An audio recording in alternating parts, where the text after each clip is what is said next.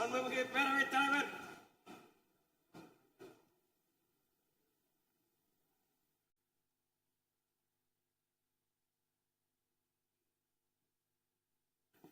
இன்சொலால் ஈத்து அளிக்க வல்லார்க்கு தன் சொலால் தான் கண்டனைத்து உலகு. இனிய சொற்களுடன் தக்கவர்க்கு பொருளை உதவி காக்க வல்ல அரசருக்கு இவ்வுலகம் தன் புகழோடு தான் கருதியபடி அமைவதாகும். இரங்கற் குறிப்புகள் அமரலாம்.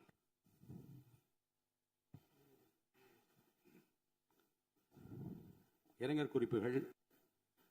தமிழ்நாடு சட்டமன்ற பேரவை முன்னாள் உறுப்பினரான திரு ஆ. சின்னசாமி அவர்கள் 14/6/2026 அன்றும் திரு வி.எஸ். காளிமுத்து அவர்கள் 29/4/2026 அன்றும் மறைவுற்ற செய்தியினை இப்பேரவைக்கு வருத்தத்துடன் தெரிவித்துக் கொள்கிறேன். திரு ஆ. சின்னசாமி அவர்கள் 2006-2011 ஆண்டுகளில் பேரணாம்பட்டு தொகுதியிலிருந்து தமிழ்நாடு சட்டமன்ற பேரவைக்கு தேர்ந்தெடுக்கப்பட்டு பாராட்டத்தக்க வகையில் பணியாற்றினார்கள். திரு வி.எஸ். காளிமுத்து அவர்கள் 2016-2021 ஆண்டுகளில் தாராபுரம் தொகுதியிலிருந்து தமிழ்நாடு சட்டமன்ற பேரவைக்கு தேர்ந்தெடுக்கப்பட்டு சிறந்த முறையில் பணியாற்றினார்கள். இம்முன்னாள் உறுப்பினரது மறைவால் அவர்களை பிரிந்து வருந்தும் அவரது குடும்பத்தினருக்கு ஆழ்ந்த இரங்கலையும் அனுதாபத்தையும் இப்பேரவையின் சார்பிலும் என் சார்பிலும் தெரிவித்துக் கொள்கிறேன். மறைந்த இப்பெருந்தகைகளுக்கு மரியாதை செலுத்தும் வகையில் மாண்புமிகு உறுப்பினர் அனைவரும் எழுந்து நின்று 2 மணித்துளிகள் அமைதி காக்குமாறு கேட்டுக்கொள்கிறேன்.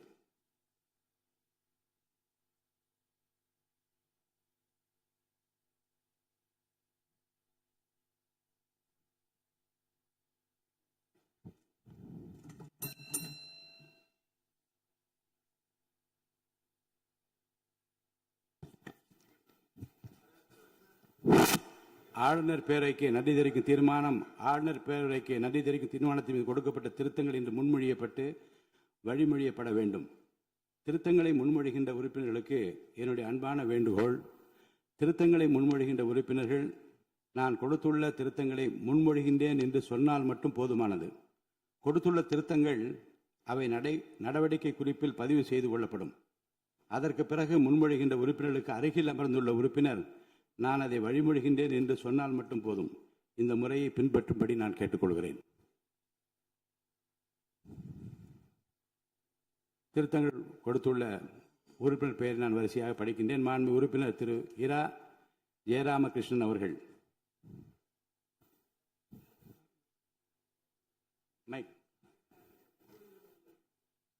என்னால் கொடுக்கப்பட்ட திருத்தங்களை முன்மொழிகிறேன். மாண்பு உறுப்பினர் திரு எம். ராஜு அவர்கள். இல்லையா? கொடுக்கப்பட்ட திருத்தங்களை நான் முன்மொழிகிறேன். பக்கத்தில் யாரும் வழிமொழிங்க. மாண்பு உறுப்பினர் திரு மு. திராவிடமணி அவர்கள். நான் கொடுக்கப்பட்ட திருத்தங்களை முன்மொழிகின்றேன். பக்கத்தில் வழிமொழிங்க ஒருத்தர். மாண்பு உறுப்பினர் திரு ச. சிவகுமார் அவர்கள். மாண்புமிகு பேரவைத் தலைவர்களே, நான் கொடுத்த திருத்தங்களை முன்மொழிகிறேன். அதை நான் வழிமொழிகின்றேன். மாண்பு உறுப்பினர் முனைவர் கோவை செழியன் அவர்கள்.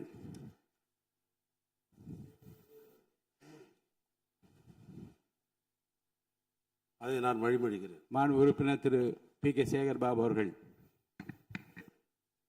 தலைவர் அவர்களே, நான் கொடுத்த திருத்தங்களை முன்மொழிகிறேன். நான் வழிமொழிகிறேன். மாண்பு உறுப்பினர் திரு சிவஸ் வி. மெய்யநாதன் அவர்கள். மாண்புமிகு பேரவைத் தலைவர் அவர்களே, நான் கொடுத்த திருத்தங்களை முன்மொழிகின்றேன். அதை நான் வழிமொழிகிறேன். மாண்பு உறுப்பினர் திரு க. வைத்திலிங்கம் அவர்கள். பேரவைத் தலைவர் அவர்களுக்கு வணக்கம். நான் கொடுத்த திருத்தங்களை முன்மொழிகின்றேன். மாண்பு உறுப்பினர் முனைவர் ஆ. கணேஷ்குமார் அவர்கள். நான் வழிமொழிகிறேன்.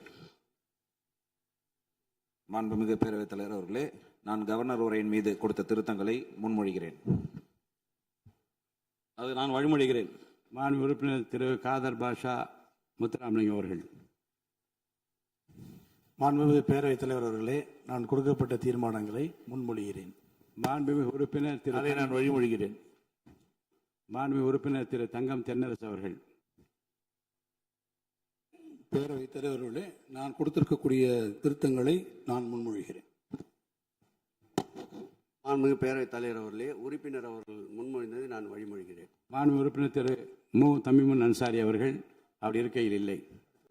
மாண்புமிகு உறுப்பினர் திரு க கருணாநிதி அவர்கள். முன்மொழிகிறேன்.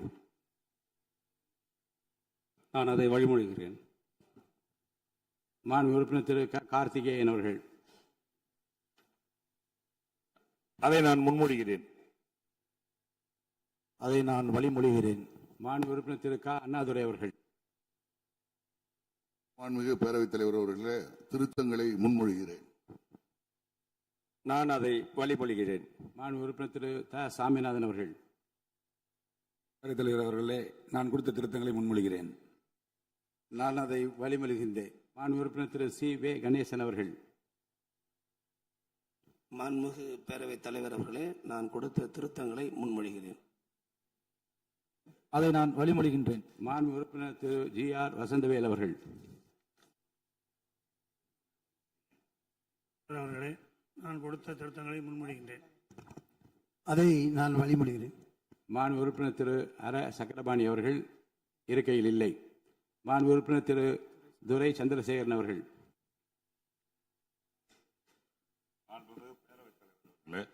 என்னால் கொடுக்கப்பட்ட திருத்தங்களை முன்மொழிகிறேன். அதை நான் வழிமொழிகிறேன். மாண்புமிகு உறுப்பினர் திரு என் அசோக்குமார் அவர்கள். நான் அதை முன்மொழிகிறேன். வழிமொழிகிறேன். மாண்புமிகு உறுப்பினர் டாக்டர் கலை கதிரவன் அவர்கள். மாண்புமிகு பேரவைத் தலைவர் அவர்களே, நான் கொடுக்கப்பட்ட திருத்தங்களை முன்மொழிகிறேன். அதை நான் வழிமொழிகிறேன். மாண்புமிகு உறுப்பினர் திரு ஐ பி செந்தில்குமார் அவர்கள். மாண்புமிகு பேரவைத் தலைவர் அவர்களே, என்னால் கொடுக்கப்பட்ட திருத்தங்களை நான் முன்மொழிகின்றேன். மாண்புமிகு பேரவைத் தலைவர்களே, வணக்கம். அதை நான் வழிமொழிகிறேன். மாண்புமிகு உறுப்பினர் திரு ஏவா வேலு அவர்கள். மாண்புமிகு பேரவைத் தலைவர்களே, என்னால் கொடுக்கப்பட்ட திருத்தத்தை நான் முன்மொழிகிறேன். பேரவைத் தலைவர்களே, இதை வழிமொழிகிறேன். மாண்புமிகு உறுப்பினர் திரு மு அப்துல் வஹாப் அவர்கள். மாண்புமிகு பேரவைத் தலைவர் அவர்களே, என்னால் கொடுக்கப்பட்ட தீர்மானங்களை முன்மொழிகின்றேன். அதை நான் வழிமொழிகிறேன். மாண்புமிகு உறுப்பினர் முனைவர் எம் எச் ஜவஹர்லா அவர்கள். மாண்புமிகு பேரவைத் தலைவர் அவர்களே, மேதகு ஆளுநரின் உரைக்கு நான் கொடுத்த 21 திருத்தங்களை முன்மொழிகிறேன். மாண்புமிகு பேரவைத் தலைவர் அவர்களே, மாண்புமிகு உறுப்பினர் முன்மொழிந்ததை நான் வழிமொழிகிறேன். மாண்புமிகு உறுப்பினர் திரு ஆ குட்டி என்கிற சுதாகர் அவர்கள். பேரவைத் தலைவர் அவர்களே, நான் கொடுத்த தீர்மானத்தை முன்மொழிகிறேன். அதை நான் வழிமொழிகிறேன். மாண்புமிகு உறுப்பினர் திரு அக்ரி எஸ் எஸ் கிருஷ்ணமூர்த்தி அவர்கள். மாண்புமிகு பேரவைத் தலைவர் அவர்களே, மேதகு ஆளுநர் உரையின் மீது நான் கொடுத்துள்ள திருத்தங்களை முன்மொழிகின்றேன்.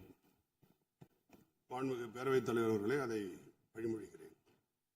ஆளுநர் பேருரைக்கு நன்றி தெரிவிக்கும் தீர்மானத்தின் மீதான விவாதத்திற்கு பதிலுரை மாண்புமிகு முதலமைச்சர் அவர்கள்.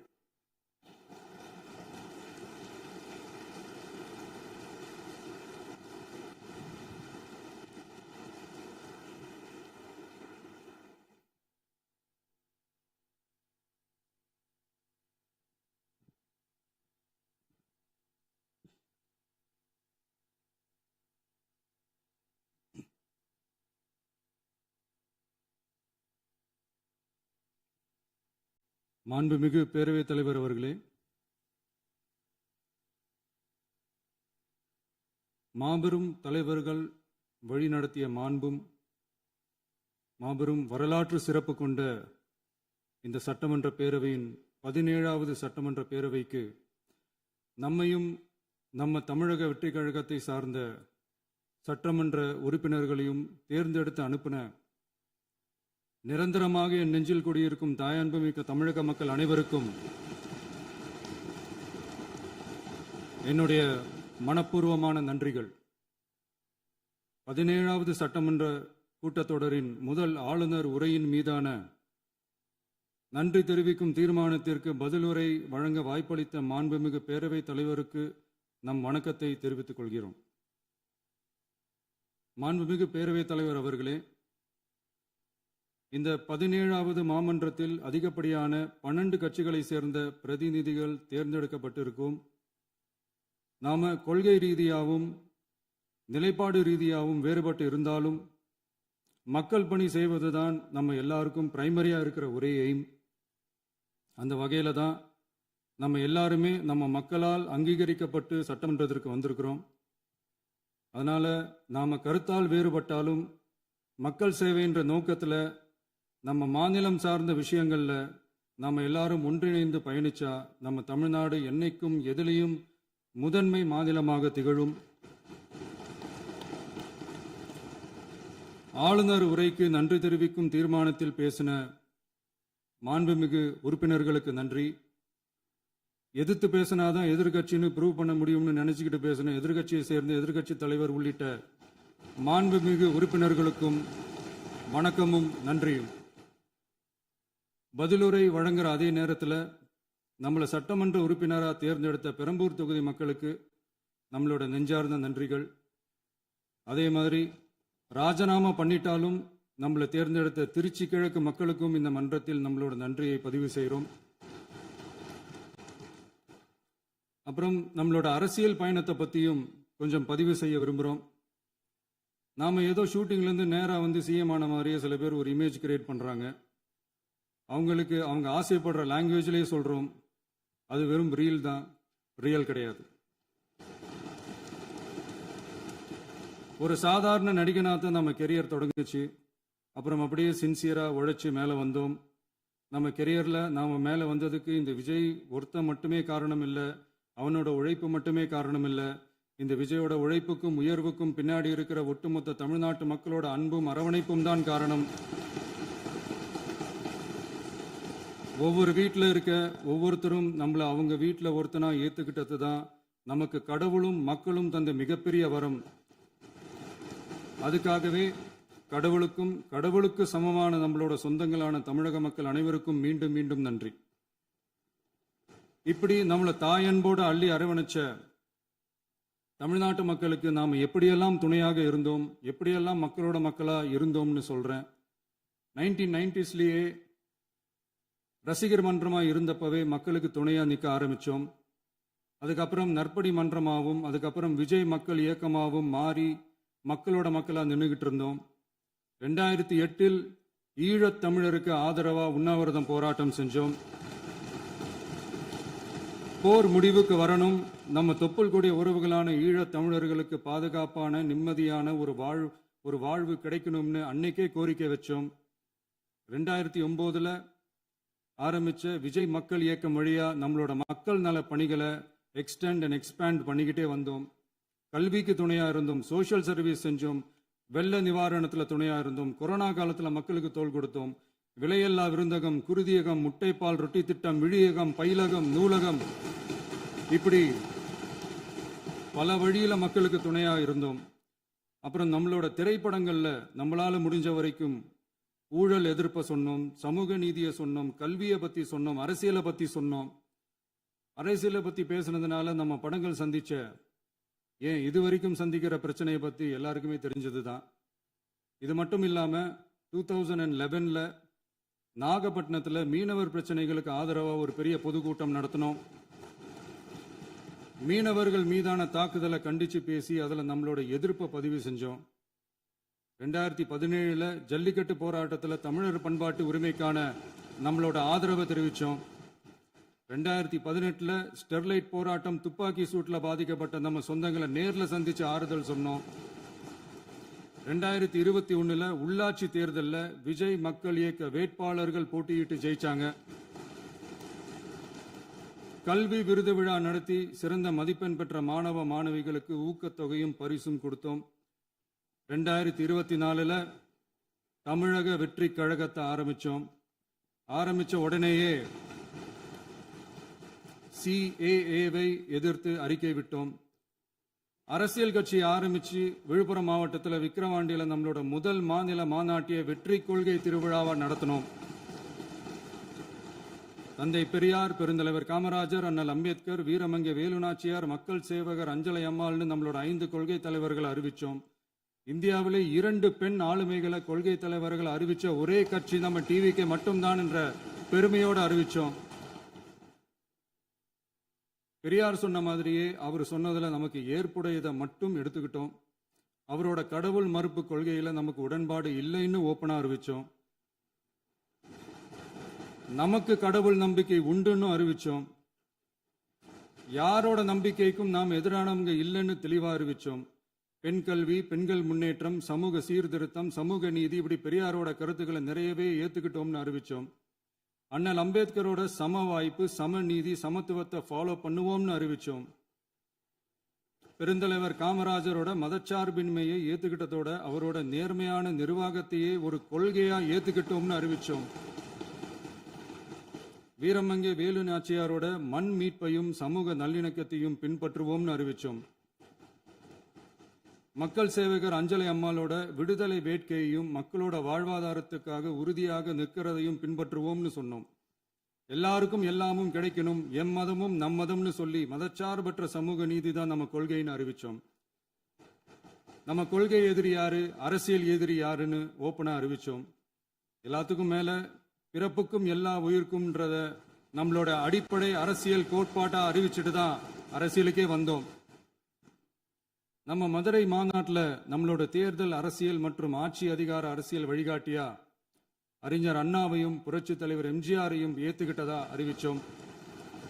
அப்புறம் இன்னனையும் நாம இங்க பதிவு செஞ்சே ஆகணும். எல்லாரும் கட்சி ஆரம்பிச்சுட்டு தான் ஒவ்வொரு வீட்டுக்குள்ளேயும் போவாங்க. ஆனா நாம ஒவ்வொரு வீட்டுக்குள்ளேயும் போனதுக்கு அப்புறம் தான் கட்சியவே ஆரம்பிச்சிருக்கிறோம். ஒவ்வொரு வீட்டில் ஒவ்வொருத்தரும் நம்மள அவங்க பிள்ளையா, மகனா, அண்ணனா, தம்பியா ஏத்துக்கிட்டதும் இயல்பா நடந்துச்சு. தமிழ்நாட்டு மக்களோட மனசுக்குள்ள போறதுக்கு நாம பட்ட பாடு நமக்கு மட்டும்தான் தெரியும். இதெல்லாம் புரிஞ்சாலும் புரியாத மாதிரி இருக்கிறவங்க தான் நம்மள நடிகன் என்று சொல்லியும், நம்ம கட்சியை நடிகன் கட்சின்னு சொல்லியும் சில நக்கல், நையாண்டி இதெல்லாம் பேசுவாங்க. அதை பத்தி நமக்கு கவலை இல்லைன்னு வைங்க. இப்படி நம்ம அரசியல் பயணம் ரொம்ப டிரான்ஸ்பரண்டா தான் ஆரம்பிச்சிருக்கு. இந்த 2026 தேர்தலில் கூட்டணியே இல்லாமல் தனியா நின்னோம். மக்கள் நம்மளை தெளிவா புரிஞ்சுக்கிட்டதாலையும் நம்ம டிவிகே தோழர்களோட உழைப்பாலையும் நாம 35% வாக்குகளை வாங்கினோம். 1,72,00,000 வாக்குகளோட தமிழ்நாட்டிலேயே தனி பெரும் கட்சியா வந்தோம். தமிழக மக்களாலையும் நம்மளோட ஆதரவு இயக்கங்களாலையும் இதோ இன்னைக்கு இங்க நம்ம டிவிகே ஆளும் கட்சியா உட்கார்ந்துருக்கிறோம். இந்த ஆளும் கட்சியா ஆனதும் அவ்வளவு சாதாரணமாலாம் நடந்துடல. 2.25 வருஷத்துல ஆட்சிக்கு வந்துட்டீங்கன்னு ரொம்ப கிண்டலா கேலியா சிலர் பேசுறாங்க. எங்களோட இந்த 2.25 வருஷ டிராவல்ல எவ்வளவு வலியும் வேதனையும் இருக்குது. நம்மளோட மக்கள் சந்திப்புக்கே அவ்வளவு இடையூறு, அவ்வளவு தடைகள், ஊர் உலகத்துல யாருக்கும் இல்லாத ஒன்னா நமக்கு மட்டுமேன்னு தனியா ஸ்பெஷலா எக்ஸ்க்ளூசிவா நிறைய நிபந்தனைகள், நெருக்கடிகள், கட்டுப்பாடுகள், நம்மளை சந்திக்க வர்ற மக்களுக்கு சரியான பாதுகாப்பு இல்லாம, நம்ம கூட்ட நிகழ்ச்சிக்கு போதுமான பாதுகாப்பு இல்லாமன்னு இன்னும் வெளியே சொல்ல முடியாத நிறைய சூழ்ச்சிகள் எல்லாத்தையும் தாண்டி தான் நாம் இந்த இடத்துக்கு வந்திருக்கிறோம். But still miles to go. நம்ம டிராவல்ல எல்லாத்துக்கும் உச்சமா நம்மளோட சொந்தங்கள், நம்மளோட உறவுகள், 41 பேர் கரூர் சம்பவத்தில் இழந்த வேதனை எல்லாம் எப்படி சொல்றதுனே தெரியல. நம்ம மனசை விட்டு என்னைக்கும் அந்த வலியும் வேதனையும் நீங்கவே நீங்காது. அதுலயும் நம்ம மேலேயே பழி போட்ட கொடுமையெல்லாம் இருக்கும் பாருங்க, அதெல்லாம் வேற லெவலுங்க. என்னத்துக்கு அப்படியெல்லாம் செஞ்சாங்கன்னு தெரியல. அரசியல்னா இப்படியெல்லாம் கொடூரமா இருக்கணுமா என்ன? சரி விடுங்க. இந்த விஜய் இவனோட மக்களுக்காக எதையும் தாங்க தயாரா ஆகிட்டான். இவ்வளவு பெயின்ஃபுல்லான நம்ம பொலிட்டிக்கல் டிராவல்ல நம்மளோட மிகப்பெரிய ஆறுதலும் பலமும் என்ன தெரியுமா? என் நெஞ்சில் குடியிருக்கும் என்னோட தமிழ்நாட்டு மக்களும், என் உயிருக்கு உயிரான என்னோட தோழர்களும் தான். அவங்களோட பலத்தால தான். அன்னைக்கு 1967 முன்னாள் முதல்வர் மாண்புமிகு அறிஞர் அண்ணா அவர்கள் தலைமையில் அமைஞ்ச சாமானியர்களோட ஆட்சி மாதிரி, 1977 முன்னாள் முதல்வர் மாண்புமிகு புரட்சி தலைவர் எம்ஜிஆர் அவர்கள் தலைமையில் அமைஞ்ச மிக சாமானியர்களோட ஆட்சி மாதிரி, இதோ இன்னைக்கு அதே வரிசையில 2026 சட்டமன்ற தேர்தலில் இந்த விஜயோட தோழர்கள் இடம்பெற்ற ஒரு மிக மிக சாமானியர்களின் ஆட்சி அமைஞ்சிருக்கு. வாகை சூடும் வரலாறு திரும்பி இருக்கிறது. இப்படி ஒரு தீர்ப்பை மக்கள் அளிச்சதுனால தான் தமிழக வரலாற்றில் ஒரு மகத்தான கூட்டணி ஆட்சியை நாம் அமைச்சிருக்கிறோம். இளைஞர்களால என்ன செய்ய முடியும், பெண்களால என்ன செய்ய முடியும்னு கேட்டவங்களுக்கான பதில் தான் இன்னைக்கு அமைஞ்சிருக்கிற நம்ம ஆட்சி. ஒரே ஒரு குடும்பம் மட்டும் முக்கியம்னு சொல்றது நம்மளோட ஆட்சி அதிகார அரசியல் இல்ல. தமிழ்நாட்டில் இருக்கிற ஒவ்வொரு குடும்பமும் முக்கியம்னு சொல்றது தான் நம்ம அரசியல். நம்மளோட ஆட்சி அதிகாரம் அதான் நம்மளோட மனசாட்சி உள்ள மக்களாட்சி. இந்த 2026 தேர்தலில் யாராலும் உடைக்கவே முடியாதுன்னு சொன்ன மதத்தை உடைச்சோம், சாதியை உடைச்சோம், முக்கியமா காசு கொடுத்து ஓட்டு வாங்குற ஒரு நச்சு கலாச்சாரத்தையே சுக்கு நூறா தூள் தூளா உடைச்சிருந்தோம். நாம கிளீன் கவர்னன்ஸ் அண்ட் குட் கவர்னன்ஸ்ல உறுதியா இருக்கிறோம். இப்ப மட்டும் இல்ல, எப்பவுமே இப்படிதான் இருப்போம். இதுல 100% இது உண்மைன்றதுனால தான் பாரம்பரியமான தினத்தந்தி பத்திரிகை ஊழலின் ஊற்றுக்கண் அடைக்கப்படுகிறதுன்னு 16/6/2026 அன்னைக்கு ஒரு தலையங்கமே எழுதியிருக்கு. ஒரு தவறு செய்தால், அது தெரிந்து செய்தால் அவன் தேவன் என்றாலும் விடமாட்டேன் என்று எம்ஜிஆர் அன்று பாடினார். அதை இன்று விஜய் செயலில் காட்டுகிறார்னு அந்த எடிட்டோரியல்ல எழுதியிருக்கு. இந்த நேரத்தில் தினத்தந்திக்கு நம்மளோட நன்றியை தெரிவிச்சுக்கிறோம். அரசியலுக்கு வந்து 2 வருஷம் தான் ஆகுது. உங்களுக்கு என்ன தெரியும், உங்களால என்ன முடியும்னு கேலியா கேட்டவங்களுக்கு தினத்தந்தியோட பதிலை இப்போதைக்கு போதும்னு நினைக்கிறேன். என்னென்னமோ செய்வான்னு சொல்றானே இந்த விஜய், பல வருஷமா இருக்கிற ஒரு பதவி வெறி பிடிச்ச அரசியலை உடைச்சி எப்படி செய்வான்னு நம்ம மக்களை யோசிச்சிருவாங்க. இதோ இப்போ நம்ம மக்களுக்கு புரிஞ்சிருக்கும். இப்பவும் சொல்றோம், இது வெறும் ஆரம்பம் தாங்க. இந்த மாபெரும் சபையிலிருந்து கேட்கிற மக்களே, நமக்கு கொஞ்சம் அவகாசம் கொடுங்க. இதுக்கு முன்னாடி, அதாவது 2017 கடைசியில இருந்து 2026 ஏப்ரல் வரைக்கும் இருந்த புண்ணியவான்கள் ஆட்சியில ஒவ்வொரு டிபார்ட்மெண்ட்லயும் போட்ட ஏராளமான ஓட்டைகளை அடைச்சிக்கிட்டே படிப்படியா மக்களுக்கு நல்லதையும் செஞ்சுக்கிட்டே வருவோம். அதனாலதான் நமக்கு எதிரா யார் யாரோ சேரவே மாட்டாங்கன்னு நினைச்சவங்க எல்லாம் ஒன்னா சேர்றாங்க. நம்ம ஆட்சிக்கு டேட்டு குறிக்கிறாங்க.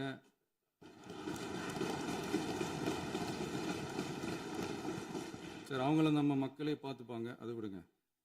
நாம ஆட்சிக்கு வந்து சரியா 40 நாள் ஆகுது. அதுக்குள்ள என்ன செஞ்சீங்கன்னு கேட்கிறாங்க. ஒரு லிஸ்ட் ஒன்று சொல்றேன் கேளுங்க.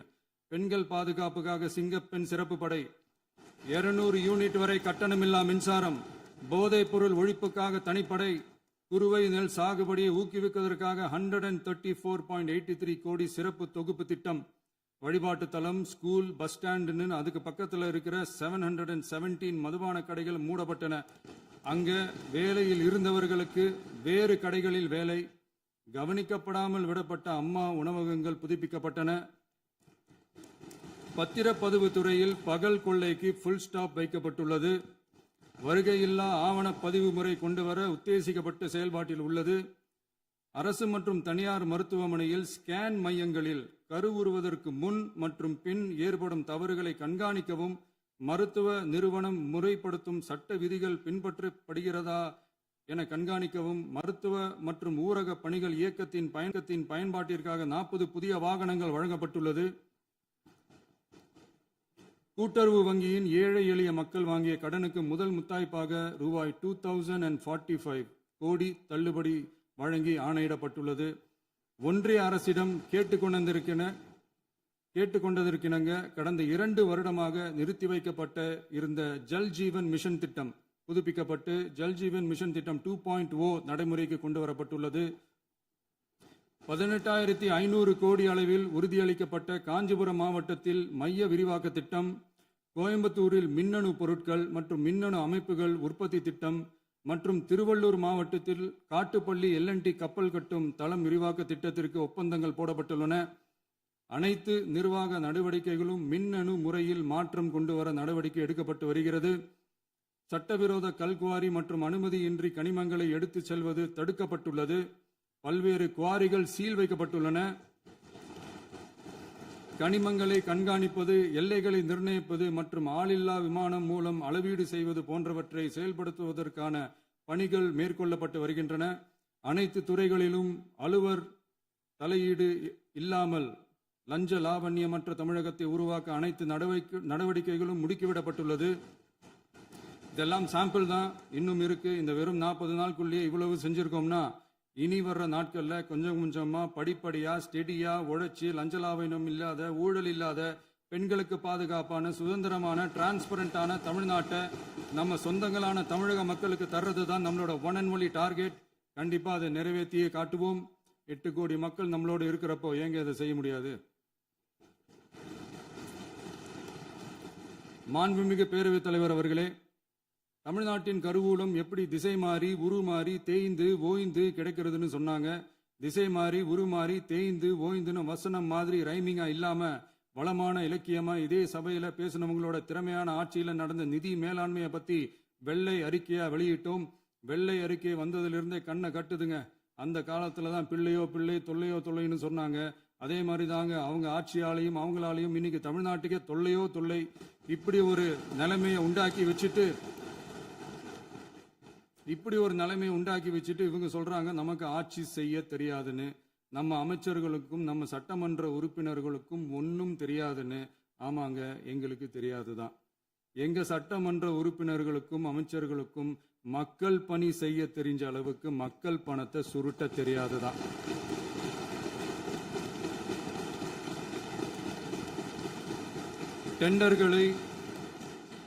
டெண்டர்களை முறைப்படுத்த தெரிஞ்ச அளவுக்கு அதோட ரேட்டை உயர்த்தி ஊழல் செய்ய தெரியாதுதான். பதவி உயர்வு வழங்கவும் பணி இடமாற்றம் கலந்தாய்வு நடத்தவும் தெரியுமே தவிர பதவி உயர்வுக்கும் பணியிட மாற்றத்திற்கும் பணம் பறிக்க தெரியாதுதான். புதிய பணியிடங்கள் உருவாக்க தெரியுமே தவிர அந்த பணியிடங்களை பணத்துக்கு விற்க தெரியாதுதான். கோயில்கள்ல நடக்கிற நிர்வாக சீர்கேட்டை தடுக்க நீங்க பேசுங்க, நீங்க கண்டிப்பா பண்ணுங்க. கோயில்கள்ல நடக்கிற நிர்வாக சீர்கேட்டை தடுக்க தெரியுமே தவிர கோயில் பணத்தை கொள்ளையடிக்க தெரியாதுதான். தங்கத்தை உருக்கி தாரை வார்க்க தெரியாதுதான். கனிம வளத்தை பாதுகாக்க தெரிஞ்ச அளவுக்கு கனிமத்தை வித்து கொள்ளையடிக்க தெரியாதுதான். அரசு வருமானத்தை அரசு கஜானாவுக்கு மாத்த தெரிஞ்ச அளவுக்கு அந்த பணத்தை தனிப்பட்ட கஜானாவுக்கு மடை மாத்த தெரியாதுதான். போதை கலாச்சாரத்தை தடுக்க தெரிஞ்சவங்களுக்கு போதை கலாச்சாரத்தை வளர்க்க தெரியாதுதான். நம்ம குடும்பத்தில் இருக்கிற பாட்டி, அம்மா, அக்கா, தங்கச்சி, குழந்தைங்களை, பெண்களை மதிக்க தெரிஞ்சவங்களுக்கு ஓசி பஸ், 1000 ரூபாய் கேஸு, இப்படியெல்லாம் பேச தெரியாதுதான். எங்க உறுப்பினர்களுக்கும் அமைச்சர்களுக்கும் மக்கள் சேவை தெரிந்த அளவிற்கு சுயநல தேவையை செஞ்சிக்க தெரியாதுதான். அதனாலதான் சொல்றோம், எங்களை பார்த்து எதுவும் தெரியாதுன்னு சொல்றவங்களுக்கு சொல்றோம், இதெல்லாம் எங்களுக்கு தெரியாதுதான். உங்களை மாதிரி முறைகேடுகளை செய்யறத நாங்க தெரிஞ்சுக்கவும் போறதில்ல, தெரிஞ்சுக்கவும் ஆசைப்படல. அத கடைசி வரைக்கும் எங்களுக்கு தெரியாமலே இருந்துட்டு போகட்டும். அதனால நாங்களும் எங்க மக்களும் வெரி வெரி ஹாப்பி தான். மாண்புமிகு பேரவைத் தலைவர் அவர்களே, எதிர்ப்பவர்கள் எதிர்க்கட்சி என்பதற்காக எங்கள் ஆட்சி மீது 1000 பழி போடலாம். ஆனாலும் தமிழக மக்களுக்கு உண்மையை உணர்த்த வேண்டியது நம்மளோட கடமை. மின்வெட்டை பொறுத்தவரை தமிழ்நாடு மின்மிகை மாநிலமாக இருந்தாலும் கடந்த காலங்களில் ஏற்பட்ட நிர்வாக குளறுபடிகளும் மின்சார சாதனங்கள் மற்றும் மின் மாற்றிகளில் ஏற்படும் பழுதாலும் வேண்டுமென்றே சிலரின் நடவடிக்கைகளாலும் இந்த மின்வெட்டிற்கு காரணமாக உள்ளது. மின் விநியோக மீட்பு நடவடிக்கைகளை ஒருங்கிணைப்பதற்காக எதிர்பாராமல் இரவு நேரங்களில் ஏற்படும் மின் தடங்களை விரைந்து சரி செய்வதில் 10 உயர்மட்ட கண்காணிப்பு குழுக்கள் மற்றும் 125 சிறப்பு மின் தடை நீக்க ரோந்து வாகனங்கள் வழங்கப்பட்டு 24 மணி நேரமும் கண்காணிக்கப்படுகிறது. கூடுதலாக தற்போது 77 புதிய மின் தடை நீக்க மையங்களும் உருவாக்கப்பட்டுள்ளன. விரைவில் இந்த மின்வெட்டு நிலைமை அறவே நீக்கப்படும். மாண்புமிகு பேரவைத் தலைவர் அவர்களே, நம்ம விவசாயிகள் எல்லாரும் நம்மளை நல்லா புரிஞ்சுக்கிட்டு தமிழக வெற்றி கழகத்தை ஏத்துக்கிட்டாலும் எதிர்கட்சிகளோட தூண்டுதலால சில இடங்கள்ல சில போராட்டங்கள் நடக்குது. எதிர்கட்சிகள் என்னதான் சித்து வேலை செஞ்சாலும் விவசாய பெருமக்கள் எல்லாரும் நம்ம ஆட்சி அவங்களுக்கான ஆட்சி தான் நல்லா புரிஞ்சுதான் வச்சிருக்கிறாங்க. இந்த வருஷம் எல் நினோ விளைவா எப்பவும் இருக்கிறத விட இந்த டைம் மழை குறையுங்கிறதையும் நம்ம விவசாயிகள் உணர்ந்துதான் இருப்பாங்க. இருந்தாலும் நம்ம அரசு நம்ம விவசாயிகளோட வாழ்வாதாரத்துக்காக பக்கபலமாகவும் உறுதியாகவும் துணை நிற்கும்ங்கிறத தெரிவிச்சுக்கிறோம். நம்ம தமிழகத்தில் ஏற்கனவே நடந்த அதி அற்புதமான சூப்பரான நிர்வாக திறன் கொண்ட 50 வருஷ அரசியல் அனுபவம் கொண்ட 2.0, 3.0, 4.0 பல 0.0 மாடல் ஆட்சி நடத்த கனவு கண்டவங்களோட அட்டகாசமான ஆட்சிக்காரங்க பல்வேறு விதமான நிதி நெருக்கடியை நம்ம மக்களுக்கும் நமக்கும் பரிசா கொடுத்துட்டு போய் இருந்தாலும் கூட்டுறவு வங்கிகளின் மூலம் 75,000 வரை பயிர்கடன் பெற்று குறு சிறு இதர பெரு விவசாயிகளுக்கு 100% முழுமையான பயிர்கடன் தள்ளுபடியும் 75,000க்கு மேல் கடன் பெற்றவர்களுக்கு குறைந்தபட்சமாக 35,000 பண பயன் கிடைக்கும் அளவிற்கு மொத்தம் 14,43,504 விவசாயிகளுக்கு ரூபாய் 5,932.23 கோடி பயிர்கடன் தள்ளுபடி வழங்கப்பட்டுள்ளது. மாண்புமிகு பேரவைத் தலைவர் அவர்களே, நாம ஒன்றியத்தில் கூட்டுறவு கூட்டாட்சி, மாநிலத்தில் சுயாட்சி என்ற கொள்கையை கொண்டவங்க தான் ஏற்கனவே அறிவிச்சிருக்கிறோம். தற்போதைய ஒன்றிய அரசு சார்ந்த கட்சியுடன் அரசியலில் கொள்கை அளவில் நேர் எதிராக நிற்கிறவங்க தான் நாம. அதே சமயத்தில் எதுக்கெடுத்தாலும் கண்ணை மூடிக்கிட்டு ஒன்றிய அரசோட மோதல் போக்கை விரும்புறவங்க நாம இல்ல. நமக்கு எப்பவுமே தமிழகத்தின் வளர்ச்சி மட்டும்தான் முக்கியம். அதுக்காக நம்மளோட அரசியல் ரீதியான கொள்கைகளையோ மாநில உரிமைகளையோ கொஞ்சம் கூட விட்டு கொடுக்கவே மாட்டோம். அதுல ரொம்ப தெளிவாகவும் உறுதியாகவும் இருக்கிறோம். இனியும் இப்படித்தான் இருப்போம். அதுல ஒருபோதும் மாற்றமே இருக்காது. அதனால இதுல யாரு திசை திருப்ப வேலையில் ஈடுபட்டாலும் அவங்க எல்லாரும் மக்கள் மத்தியில் தோற்பது உறுதி.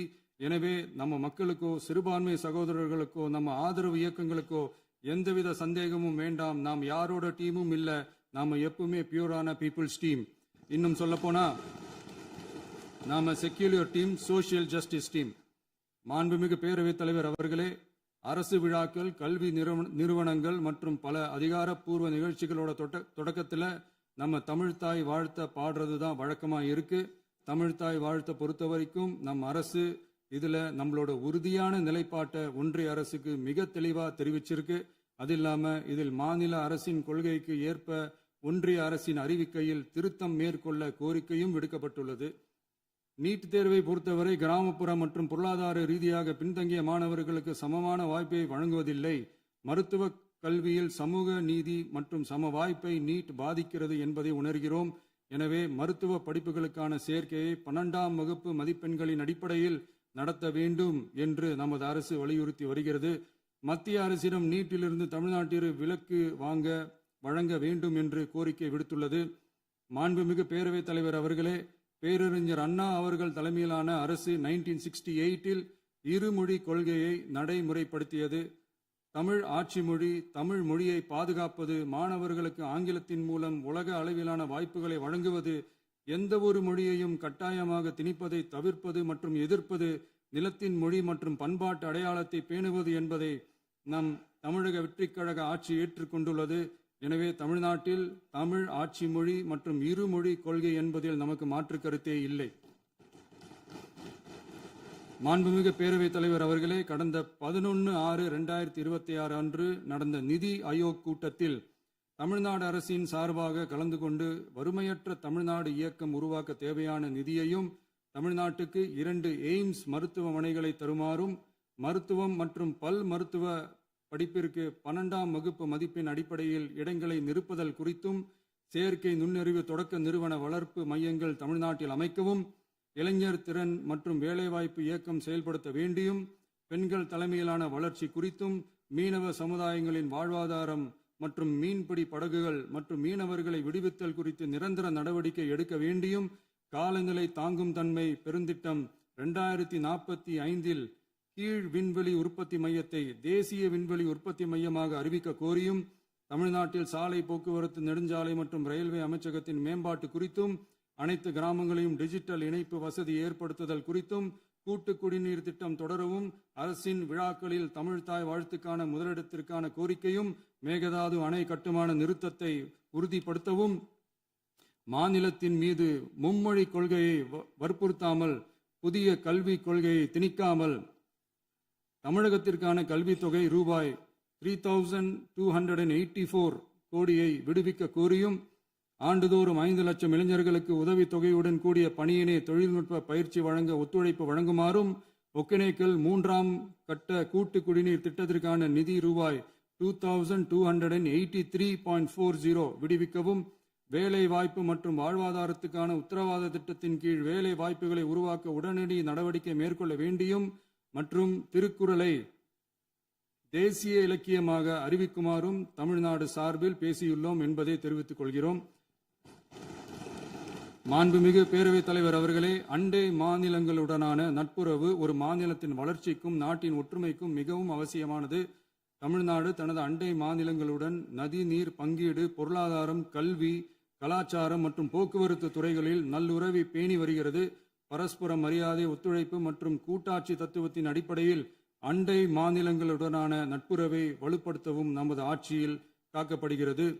மாண்புமிகு பேரவைத் தலைவர் அவர்களே, சட்டம் ஒழுங்கை பற்றி பேச்சு வந்தது. சட்டம் ஒழுங்கு சரியாக இருக்கணும் அப்படின்றதுல எங்களுக்கு மாற்று கருத்தே கிடையாது. கண்டிப்பாக லா அண்ட் ஆர்டர் கரெக்டாக இருக்கணும், கரெக்டாக இருக்கும், இருக்க வைப்போம். அதே மாதிரி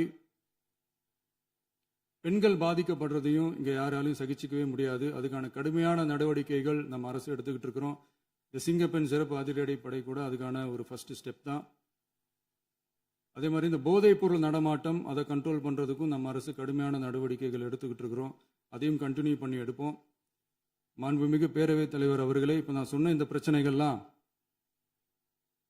இந்த 2026 போன மாதம் மே மாதம் 10ஆம் தேதி புதுசாக வந்துடல. இதெல்லாம் பல வருஷமாக இருக்கிற பிரச்சனைகள் தான், பல வருஷமாக கண்டுக்காமல் விட்ட பிரச்சனைகள் தான். இன்னைக்கு எதிர்கட்சிக்காரங்க அதை பற்றி கேட்கும் போது எனக்கு அது அக்கறையாக தெரியல, அவதூறு அரசியலாக தான் தெரியுது, பழி போடுற அரசியலாக தான் தெரியுது. இப்படி அவதூறு பழி போடுறவங்கள பார்த்து ஒன்று தான் கேட்கணும்னு தோணுது. கடந்த 9-10 மாசமா நம்ம ஸ்டேட்ல சட்டம் ஒழுங்கு டிஜிபியே இல்லை. சட்டம் ஒழுங்கு டிஜிபியை போடுங்கன்னு சொல்லி எல்லாம் ஓஞ்சி போயிட்டோம். போன ஆட்சியில் நடந்ததுக்கெல்லாம் இப்பதான் விடையே கண்டுபிடிக்கிறோம் நம்ம ஆட்சியில்.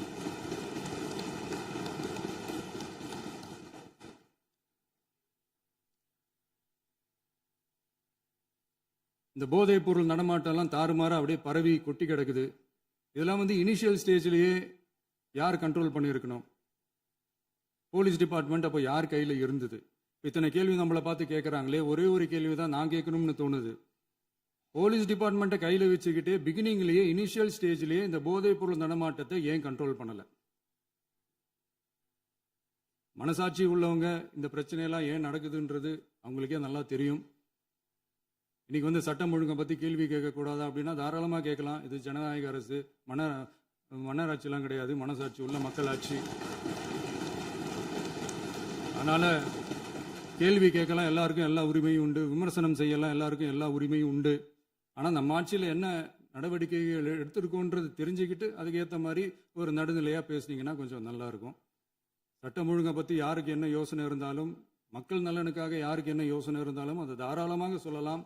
நம்ம அரசு அது காது கொடுத்து கேட்கும். ஆனா நம்ம அரசினுடைய நிர்வாகத்திறன் அதை பத்தி பேசுறவங்களுக்கு இந்த ஊரடிச்சு உலையில போட்டு ஊழல் மேல ஊழலா செஞ்சுக்கிட்டு அதுல இருந்து தப்பிக்கிறதுக்கு பேர் தான் நிர்வாகத்திறன் அப்படின்னு சொன்னா, அப்படிப்பட்ட ஒரு ஊழல் செய்யற நிர்வாகத்திறனை நம்ம அரசு ஒரு நாளும் செய்யாது.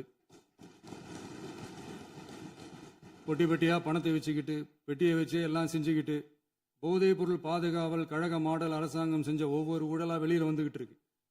டாஸ்மாக்ல அது என்னப்பா அது பேரு, பார்ட்டி ஃபண்ட் கட்சி நிதி அப்படின்ற பேர்ல அடிச்ச கொள்ளையெல்லாம் ஒண்ணா இப்போ கவர்மெண்டோட கஜானாவுக்குள்ள கொண்டு சேர்த்துக்கிட்டே இருக்கிறோம். உட்காருங்க. மாண்புமிகு முதல்வர்கள் பதில் உரைக்கு பிறகு முதல்வர் பதிலுக்கு பிறகு நேரம் தரேன். அப்ப பேசட்டும், அவங்க பேசட்டும், அவங்கள பேச அனுமதி. உட்காருங்க.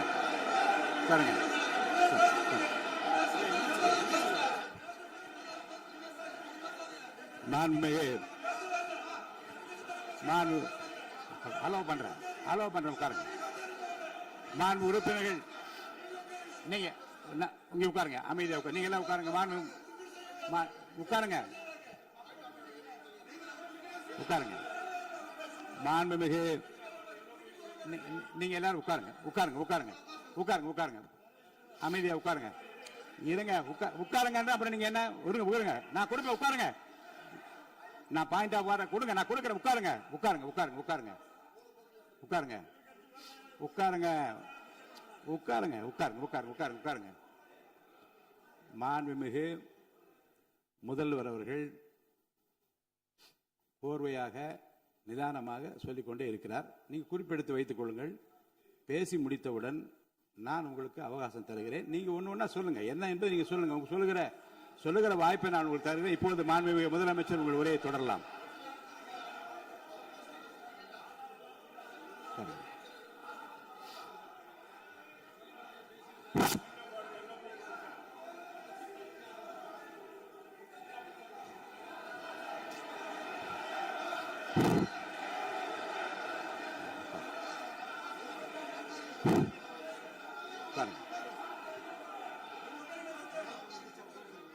நான் எழுந்த பிறகு உட்கார்றதுதான் முறை. உட்காருங்க எல்லாரும் உட்காருங்க. தேசிய உட்கார்.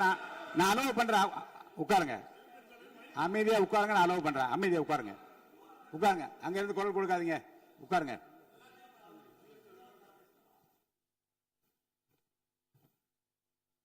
இனிமையான இந்த விவாதத்தில் இதுவரை குறுக்கீடுகள் இல்லாமல்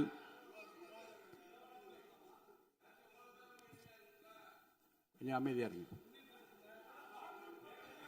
மாண்புமிகு முதல்வர் அவர்கள் பேசி முடித்தவுடன் பாயிண்ட் ஆஃப் ஆர்டர் கேட்டிருக்கேன். நான் அனுமதிக்கிறேன். எதிர்க்கட்சி தலைவருக்கு மட்டும் நான் அனுமதி தருகிறேன். அவர் எழுந்து பேசலாம். முதலமைச்சர் நீங்க கண்டினியூ பண்ணி முடிக்கலாம். நீங்க எல்லாரும் எழுந்துச்சீங்கன்னா சரி வராது. உட்காருங்க. நான் சொல்லியிருக்கேன். உட்காருங்க உட்காருங்க உட்காருங்க.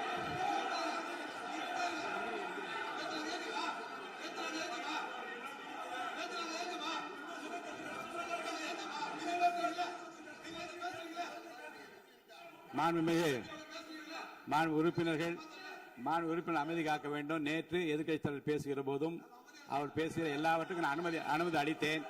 அதில் பாயிண்ட் ஆஃப் கேளுங்க. அந்த விவாதத்தில் கேளுங்க.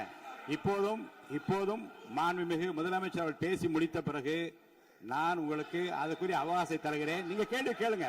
கேட்கிற உரிமையும் விளக்கத்தை பெற்றுக்கொள்ள உரிமை உங்களுக்கு இருக்கிறது. அதற்கு அவகாசத்தை நான் தருகிறேன்.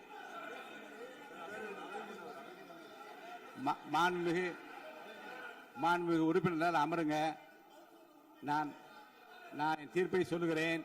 மாண்புமிகு முதலமைச்சர் அவர்கள் பேசி முடித்தவுடன் எதிர்க்கட்சி தலைவருக்கு அந்த வாய்ப்பை நான் தருகிறேன். நிச்சயமா அந்த கேள்வி கேட்கலாம். உட்காருங்க எல்லாரும். முன்னவர் பேசுங்க. மாண்பு பேரவைத் தலைவர் அவர்களே, இன்று இவர்கள் முயற்சி செய்வது அவர் ஆளுங்கட்சியாக இருக்கின்ற போது நான் சொல்லிடுறேன் பிளீஸ். ஒரே நிமிஷம் நான் சொல்லிடுறேன் பிளீஸ். ஆளும் கட்சியாக இருக்கின்ற போது நீங்கள் சொன்ன ஒரே வார்த்தை, நாங்கள் பேசி முடித்ததற்கு பிறகு குறிப்பிடுத்துவிட்டு நீங்கள் எந்த கேள்வி வேண்டுமானாலும் கேட்கலாம் என்று ஒரு முறையை நீங்கள் பின்பற்றினீர்கள். அதே முறையை இப்போது பின்பற்ற வேண்டும் என்று கேட்டுக்கொள்கிறேன். பள்ளிக்கல்வித்துறை அமைச்சர். மாண்புமிகு பேரவைத் தலைவர் அவர்களே, நேற்றைய தினம் கூட எதிர்க்கட்சி தலைவர் சொன்னதை முழுமையாக கேட்டு இறுதியில் ஒரு வாய்ப்பு தந்தீங்க. அதுவும் இல்லாம இந்த நேரத்தில் நேரலையில் நீங்களும் பாக்குறீங்க. அங்கிருந்து உரிமையில் விழித்து இந்த பக்கம் இருக்க உறுப்பினர்களை பார்த்து அப்படின்னு உரிமையில் விழிப்பதை உங்கள் மூலமாக கண்டிக்கிறேன். அந்த வார்த்தையை அவை குறிப்பிலிருந்து நீக்கணும். கண்ணியம் காத்து முதல்வர் முழுமையாக பேசுவதை காத்து கண்ணியம் காத்து இந்த சபைக்கு ஒரு மரபு இருக்கிறது. அதை மூத்த உறுப்பினர்கள் பின்பற்றபடி உங்கள் மூலமாக கேட்டுக்கொள்கிறேன். மாண்புமிகு முதலமைச்சர் அவர்கள் உரையை தொடரலாம். நான் தரேன். நான் உறுதியாக மாண்புமிகு முதலமைச்சர் அவர்கள் பேசி முடித்தவுடன் எதிர்க்கட்சி தலைவருக்கு அந்த வாய்ப்பு தரப்படும் என்பதை உறுதியாக சொல்லிவிட்டேன். இடையிலே குறுக்கீடு செய்யாமல் அந்த பேச்சு முழுமையாக பேசி முடிக்க நீங்கள் அனுமதி வழங்க வேண்டும் என்று கேட்டுக்கொள்கிறேன். அமைதியா உட்காருங்க. அவங்க பேசி முடிக்கட்டும். நீங்க கேளுங்க. நான் என்ன சொல்றேன், கேட்கிற உரிமையும் விளக்கத்தை கேட்டு பெற உரிமை உங்களுக்கு இருக்கிறது. ஆனா இடையிலே குறுக்கீடு செய்யாமல் அதை முடிக்கும்படி நான் கேட்டுக்கொள்கிறேன். மாண்புமிகு முதலமைச்சர் அவர்கள் தொடர்ந்து நீங்க பேசலாம்.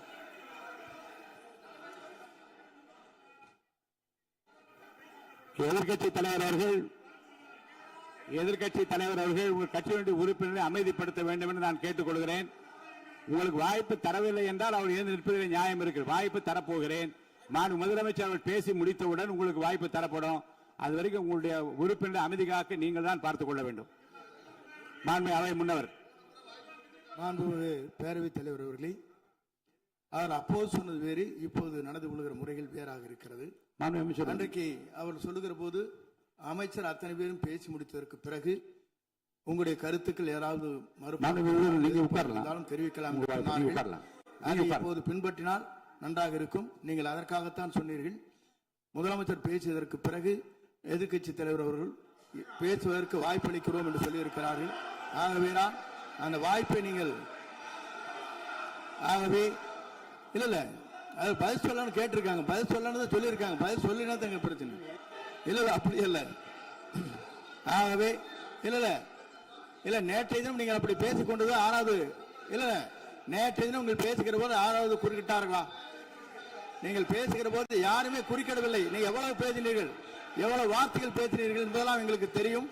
யாருமே அதில் குறுக்கிடவில்லை. இது முதலமைச்சர், எங்கள் முதலமைச்சர் எதிர்க்கட்சி தலைவர் பேசுகிற போது யாரும் குறுக்கிட வேண்டாம் என்று சொன்னார்கள். அதை நாங்கள் பின்பற்றினோம். ஆனால் இன்றைக்கு நீங்கள் பின்பற்றவில்லை என்பதால் வேதனையாக இருக்கிறார். முன்னவர் நேற்று எதிர்க்கட்சி தலைவர் பேசுகிற போது அடுக்கடுக்காக குற்றச்சாட்டுல வைத்தார். இப்போ அதற்குரிய மாண்புமிகு பொதுப்பணித்துறை அமைச்சர்கள் காலையில் அலுவலகத்தை சந்தித்து அவர்கள் சாட்டிய குற்றச்சாட்டுகளுக்கெல்லாம் ஆதாரங்களை எல்லாம் நான் கொண்டு வந்திருக்கிறேன் என்று சொன்னேன். நான் நேற்று அந்த விஷயம் நேற்றோடு முடிந்து விட்டது. ஆதாரங்களை கொடுங்கள். தக்க நேரத்தில் இதை பற்றி சொல்ல வேண்டிய நேர்ந்தால் நான் இதெல்லாம் ஆய்வு செய்து உரிய நேரத்தில் அவை குறிப்பிட்டு ஏற்றுவதற்கு முன்பாக அவரிடம் காட்டி அதற்கு பிறகு அதை பற்றி முடிவெடுக்கும் என்று நான் சொன்னேன். இப்போதும் சொல்லுகிறேன், முதலமைச்சர் அவர்கள் பேசிக் கொண்டிருக்கிறார். பேசி முடிக்கட்டும். எதிர்க்கட்சி தலைவருக்கு உறுதியாக நான் வாய்ப்பு தருவேன். அவர் கேள்விகளை முன்வைக்கலாம், விளக்கங்களை பெறலாம். இப்போதைக்கு பேரவைத் தலைவர் என்ற முறையில் என்னுடைய முடிவு இதுதான். அவையில் இருக்கக்கூடிய உறுப்பினர்கள் அமரும்படி நான் கேட்டுக்கொள்கிறேன். நான் முதலமைச்சர் அவர்கள் பேச வேண்டிய போ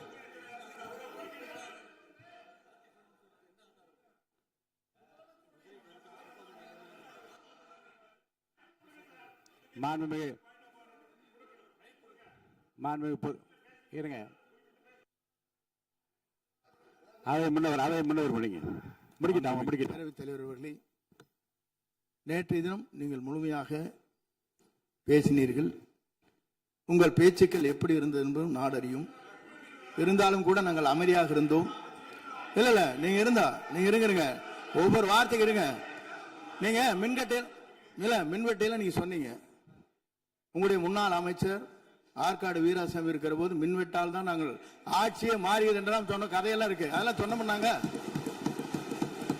நாங்களே அமைதியா இருந்தா அதுக்கு அங்கே தயவு செய்து எதிர்க்கட்சி தலைவருக்கு வாய்ப்பளிக்கிறார்கள். அந்த வாய்ப்பை நீங்கள் அவர் முதலமைச்சர் பேசியதற்கு பிறகு பேசினால் அழகாக இருக்கும். அவை முன்னர் பள்ளிக்கல்வித்துறை அமைச்சர் மாண்புமிகு பேரவைத் தலைவர் அவர்களே, அவர் ஒரே ஒரு வார்த்தையை தான் சொன்னார். பார்ட்டி ஃபண்ட் என்ற வார்த்தையை கேட்டு எதிர்க்கட்சி நண்பர்கள் கோபப்படுகிறார்கள். ஆனால் அதன் மீது உங்களுக்கு பாயிண்ட் ஆஃப் ஆர்டர் தருவதாகவும் நீங்கள் சட்டப்பேரவைத் தலைவர் சொல்கிறீர்கள். நேற்றைய தினம் இதே போல வெற்றி தலைவர் அவர்களினுடைய வழிகாட்டில் வளர்ந்த நாங்கள் சகிப்புத்தன்மையோடு அவர்கள் பல வார்த்தைகள் சொன்னார்கள். புதிதாக சோஃபா மாடல் என்றார்கள், குதிரை பேரம் என்றார்கள், எத்தனையோ வார்த்தைகள் சொன்ன போது சகிப்புத்தன்மையோடு அதை கேட்டு பொறுமையாக இருந்தோம். இவர்கள் குதிரை பேரம் எல்லாம் அவைக்குள் நீக்கப்பட்டு விட்டது. சரி, சோஃபா மாடல் என்று சொன்னார்கள். ஆதாரம் கேட்டு இப்படி எழுந்து நாங்கள் கொந்தளிக்காமல் ஒரு சட்டமன்றத்தில் ஒரு உறுப்பினர் எப்படி நடந்து கொள்ள வேண்டும் என்பதற்கு எடுத்துக்காட்டாக தமிழக வெற்றி கழகத்தின் உறுப்பினர்கள் நடந்து கொண்டார்கள். இப்போது மதிப்பிற்குரிய எதிர்க்கட்சி தலைவர் அவர்களை உங்கள் ஊடாக நான் கேட்பது என்னவென்றால், அவர்களினுடைய கட்சி உறுப்பினர்களை அவர் அமைதிப்படுத்தி முதல்வர் அவர்கள் உரையை முழுமையாக கேட்டு சகிப்புத்தன்மைக்கு சட்டமன்றத்தில் இந்த பக்கம் மட்டுமல்ல அந்த பக்கமும் எடுத்துக்காட்டாக இருப்பதற்கு அவர் வழிவகை செய்ய வேண்டும் என்று உங்கள் மூலமாக கேட்டுக்கொள்கிறேன். பொதுப்பணித்துறை அமைச்சர்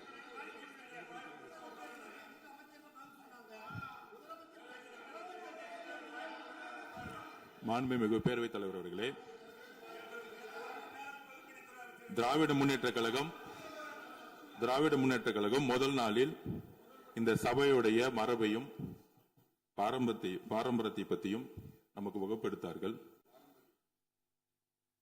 அந்த மரபுப்படி எங்களுடைய தலைவருடைய வழியில் இந்த சட்டசபையுடைய நிகழ்வுகளில் நாங்கள் கலந்து கொண்டிருக்கிறோம்.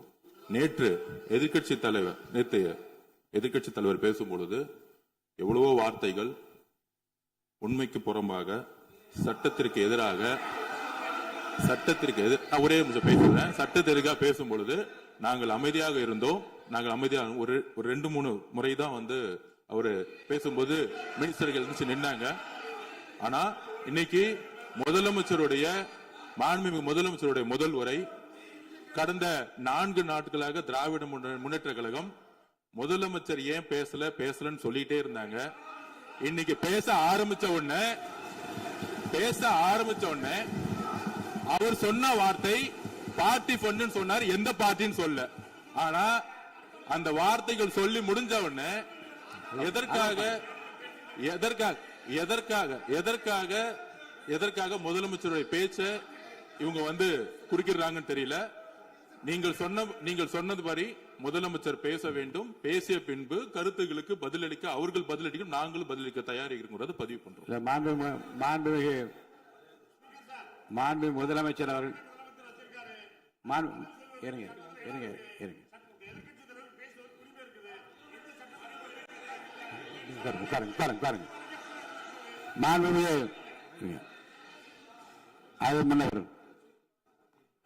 மரபு இருக்கிறது, எப்போது வேணும் பாயிண்ட் ஆஃப் ஆர்டர் இருக்கலாம். இருந்தாலும் கூட நீங்க அந்த மரபை நீங்க கடைபிடித்தீங்களா உங்க ஆட்சியில? நீங்க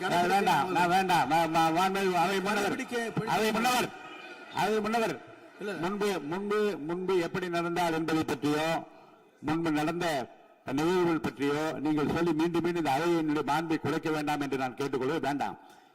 இப்போது உள்ள பிரச்சனை மாண்பு முதலமைச்சர் அவர்கள் தன்னுடைய பேச்சை உறுதி செய்து முடிக்க வேண்டும். அவர் முடித்த பிறகு எதிர்க்கட்சி தலைவருக்கு நான் நிச்சயமாக வாய்ப்பு தருவேன். அவர் கேள்வி கணக்குகளை தொடுக்கலாம், சந்தேகங்களை கேட்கலாம், விளக்கம் தருவதற்கு மாண்பு முதலமைச்சர் அவர்கள் தயாராக இருக்கின்றார். அமைதியாக அமரும்படி நான் கேட்டுக்கொள்கிறேன். இப்ப நான் அனுமதிக்க முடியாது. மாண்பு முதலமைச்சர் உரையை தொடரலாம்.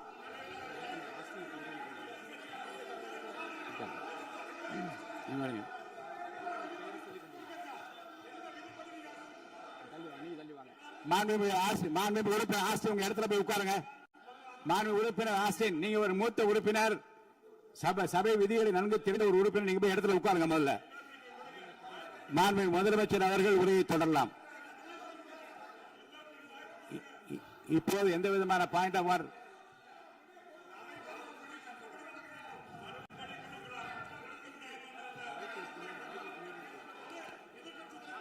நான் வாய்ப்பு இல்லை என்று சொன்னால் நீ எழுந்து நிற்பதிலே நியாயம் இருக்கிறது. உட்காருங்க. வாய்ப்பு உறுதியாக எதிர்க்கட்சி தலைவருக்கு பாயிண்ட் ஆஃப் ஆர்டர் மட்டுமல்ல, உட்கார்ந்து அவர் பேசிய பேச்சுக்கள் என்னென்ன இருங்க, என்ன என்ன என்ன என்ன என்ன உங்களுக்கு சந்தேகம் இருக்கிறதோ, வினாக்கள் இருக்கிறதோ அதை நீங்க கேட்கலாம். அவர் பதில் சொல்வதற்கு தயாராக இருக்கிறார். பேசி முடிக்கின்ற வரை அமைதி காக்கும்படி உங்களை நான் கேட்டுக்கொள்கிறேன். மாண்புமிகு எதிர்க்கட்சி தலைவர் முழு ஒத்துழைப்பை நீங்கள் தர வேண்டும் என்று நான் எதிர்பார்க்கிறேன்.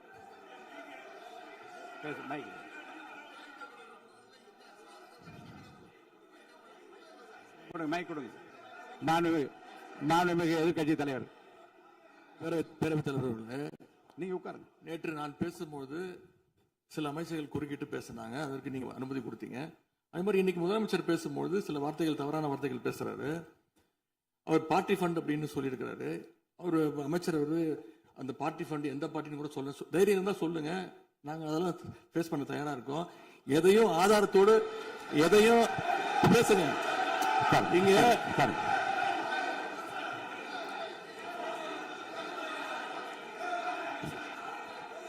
அது மாதிரி பேரவைத் தலைவர் அவர்களே, நேற்று நான் பேசி முடிஞ்சோடனே நீங்க அவை முடிஞ்சிருச்சுன்னு சொல்லிட்டீங்க. நாங்கெல்லாம் வீட்டுக்கு போயிட்டோம். வீட்டுக்கு போய் டிவி போட்டு பார்த்தா அங்க இன்னொரு அமைச்சர் இன்னும் பதில் சொல்லிட்டே இருந்திருக்கிறாரு. அதற்கெல்லாம் நாங்க இப்ப என்ன பதில் இது, என்ன மரபு இது? நீங்க இப்ப பேசிக்கிட்டே இருப்பீங்களா? நாங்க பார்த்துக்கிட்டே இருக்கணுமா? அதே மாதிரி இன்னைக்கு முதலமைச்சர் அவர்கள் பேசும்போது நாங்களும் அமைதியாக கேட்டுட்டு தான் இருந்தோம். ஆனா சில கருத்துக்கள் அவர் பேசும்போது அதை நாங்கள் அனுமதிக்க முடியாது. ஆதாரத்தோடு ஏதாவது பேசணும்னா, குற்றச்சாட்டுகள் சொல்லும்போது ஆதாரத்தோடு சொன்னீங்கன்னா அதை நாங்க வந்து ப்ரூவ் பண்றதுக்கு தயாராக இருக்கு. மாண்புமிகு உறுப்பினர் அவர்கள் இருங்க. நேற்று மாண்புமிகு எதிர்க்கட்சி தலைவர்கள் பேசியதும் மாண்புமிகு பொதுப்பணித்துறைகள் பேசியதும் ஆதாரம் இல்லாமல் பேசக்கூடாது என்று நான் சொன்னேன். ஆய்வு செய்து நீக்கப்பட வேண்டியது நீக்கும் என்று சொன்னேன். இப்போது மாண்புமிகு முதல்வர் அவர்கள் பேசி முடிக்கட்டும். நீங்கள் கூறிய கருத்துப்படி அதில் ஆதாரங்கள் இல்லாத குறிப்பாக இருந்தால் அது நீக்குவதற்குரிய உரிமை எனக்கு இருக்கிறது. ஆய்வு செய்து நான் நடவடிக்கை எடுப்பேன். இப்போது மாண்புமிகு முதலமைச்சர் அவர்கள் பேசலாம். இந்த டாஸ்மாக் மாதிரியே பல டிபார்ட்மெண்ட்லயும் மறுபடியும் சொல்றேன், கட்சி நிதின்ற பேர்ல அடிச்ச கொள்ளைய ஒன்னா கவர்மெண்டோட கஜானாக்குள்ளேயே கொண்டு சேர்த்துக்கிட்டே இருக்கிறாங்க. இப்பவும் சொல்றேன், மக்கள் பணத்துல இருந்து ஒரு பைசா கூட தொடமாட்டோம், தொடவும் விடமாட்டோம், தொட்டா விடமாட்டோம், இதுக்கு முன்னாடி தொட்டவங்களையும் விடமாட்டோம்.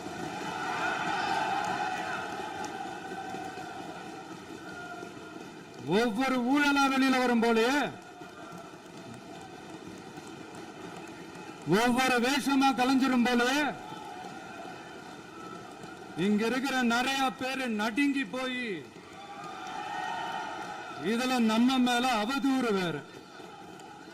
இப்ப புதுசா ஒரு வெப்பன் ஒண்ணு கொண்டு வந்திருக்காங்க. அது என்ன தெரியுமா? அவங்க தயவால தான் நம்ம ஆட்சி நடக்குதாம். மக்கள் தயவால இந்த ஆட்சி நடந்துகிட்டு இருக்கு.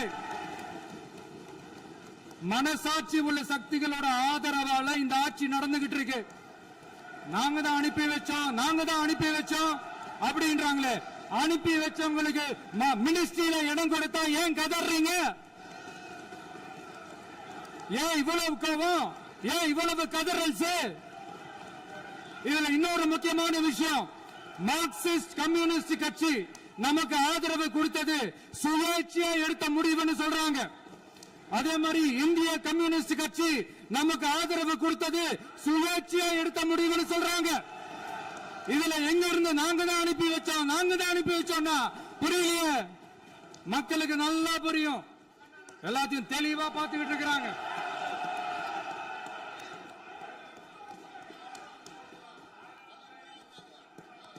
முதலமைச்சர் கண்டினியூ பண்ணலாம். முதலமைச்சர் முதலமைச்சர்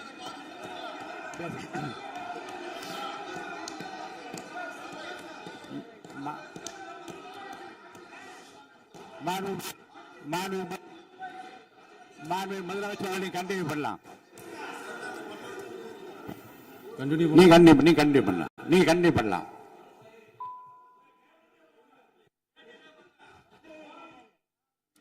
இந்த சமூக நீதி அரசுன்னு சொல்றவங்களை பார்த்து கேட்கிறேன், நம்ம பட்டியலின சகோதரர்களுக்கு எத்தனை அமைச்சர் பதவி கொடுத்தீங்கன்னு கொஞ்சம் சொல்ல முடியுமா? ஆனா நம்மளுடைய அரசுல 8 அமைச்சர் பதவிகள் யாருக்கு? நம்ம பட்டியலின சகோதரர்களுக்கு. எல்லாம் நம்ம அண்ணன், நம்ம தம்பி, நம்ம தங்கச்சிங்க. அண்ணல் அம்பேத்கர் அவர்களுடைய கிட்டத்தட்ட 100 ஆண்டு கால கனவு இப்ப நிறைவேறி இருக்கு. நான் ஏன் கொஞ்சம் சவுண்டா பேசுறேன் அப்படின்னா அவங்களுக்கு கேட்கணுன்றதுக்காக தப்பா எடுத்துக்காது. அதே மாதிரி பெண்களோட பாதுகாவலர் நாங்க தான் அப்படின்னு சொல்லிக்கிறவங்களை கேட்கிறேன், எத்தனை பெண்களுக்கு அமைச்சர் பதவியில இடம் கொடுத்தீங்க கொஞ்சம் சொல்ல முடியுமா? எங்க அரசுல 4 சகோதரிகளுக்கு அமைச்சர் பதவி கொடுத்திருக்கிறோம்.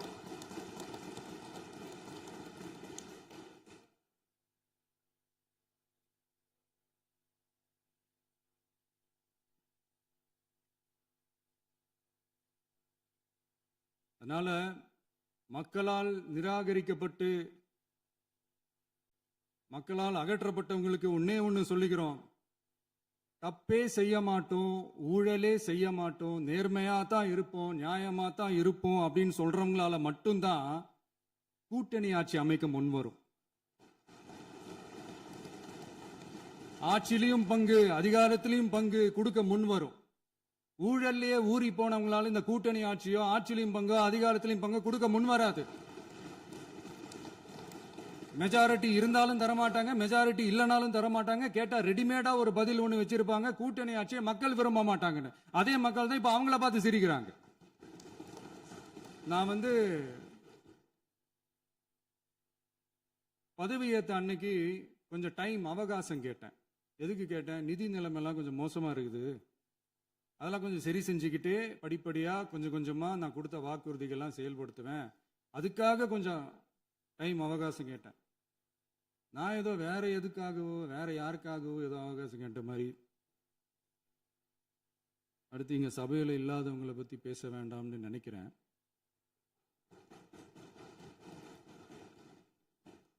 இங்க நம்மளை பத்தி அவதூறு பரப்புறதோட மட்டும் இல்லாம இப்ப நம்ம மக்கள் மேலேயும் அவதூறு பரப்ப ஆரம்பிச்சிட்டாங்க. மக்கள் நமக்கு ஓட்டு போட்டது தப்பான், குடும்பம் குடும்பமா நமக்கு ஆதரிச்சது தப்பான். இது இப்போ இல்ல, நான் சொல்றது எம்ஜிஆர் அவர்கள் காலத்திலிருந்தே. அப்பவே அவர் ஜெயிச்சப்போ அதே மக்களை தப்பு தப்பா பேசுறது. மக்கள் என்ன பண்ணிட்டாங்க, எம்ஜிஆர் என்ன பண்ணிட்டாரு, எம்ஜிஆர் என்ன இது பண்ணிட்டாரு. 50 வருஷமா ஒரே டெக்னிக்கா.